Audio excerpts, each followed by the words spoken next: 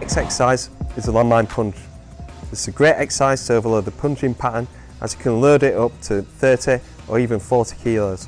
This really challenges the rate of force development during a punch-specific action. The angle of the loading creates more emphasis on the back foot, which is favourable when throwing backhand shots. It promotes kinetic chain sequencing and rapid core rotation. You're going to hold it at the top of the Olympic bar, and you're going to bring it down to your shoulders. You're going to have your feet in an open stance, just like a boxing stance, and turn your feet in and have your opposite shoulder facing forward, so you're promoting that rotation through your shot. You're going to load up through that back leg, making sure that all the force and the speed is coming from your legs. You're rapidly rotating your core and your upper body, and then you loose here, and then you snap at the top.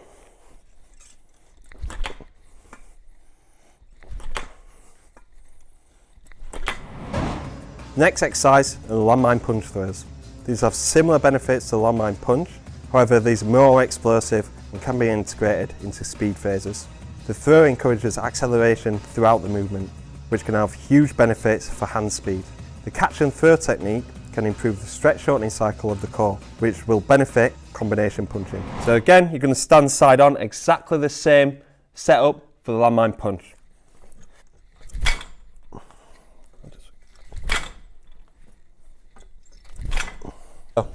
You set up for the movement, you hold it into your shoulder, and then when you actually throw the bar, you're making sure that you're following through and coming across yourself.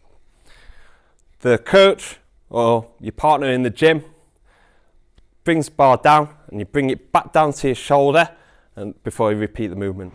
Next exercise is a Landmine Punch with Isometric Holds. This overloads the end range of punching, encouraging high force snap at the end range. This improves effective mass of punches, increasing stiffness and tension all the way from the foot through to the fist. This tension can improve core strength and stability during punching actions. And he's going to provide tension at the top of the lift, and I'm going to have to stiffen my core, my legs and my shoulders to push against Tommy.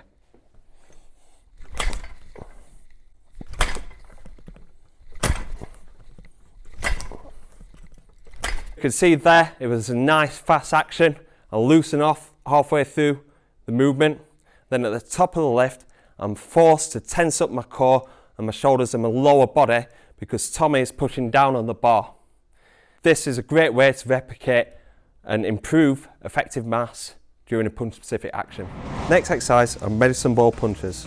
The lower weight loads encourage high speed movements. This can help to improve the force and explosiveness of punches. This also encourages rapid kinetic chain sequencing during a punching action and can be modified to incorporate movement and body punching.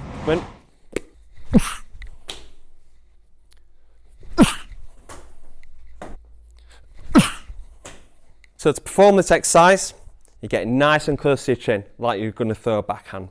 You get into your open stance and you've got most of the weight through that back leg. You're going to encourage that rotation through the back leg and follow through with the movement. Main thing that you need to avoid is lifting up your foot, carrying that momentum through, or leaning forward in your front shot. Because obviously, if we're boxing and we're leaning too far forward, you're getting close to your opponent and you can get caught with a shot. The final exercise is Isometric Holds. Isometric holds help fire up the whole body, encouraging an effective snap at the end range of punches. This can increase stiffness, tension and stabilisation of the core muscles and the shoulder joint through the end range of a punch. This can be an effective tool to fire up the boxer just before pad work, during a warm-up or a boxing technical session, or for a competitive bout. So we'll start off with the jab, you rotate through, and just going to put, Tommy's going to push into my hand as hard as he can, and I'm going to make sure that it's tensing up through his core, through his lower body and through his shoulders. You're going to hold it around about anywhere between 5 and 10 seconds. Okay, the backhand. So again, rotating all the way through, that tension is going through all the way through his body, and I'm applying enough tension there so Tommy's forcing through. Then we work onto the hooks. This is all done in your boxing specific stance, so if you're southpaw or orthodox, you stay in that stance all the way through. You've got to make sure that your whole body's behind it, for the boxer and for the coach as well. uppercuts. Strong biceps, Tommy.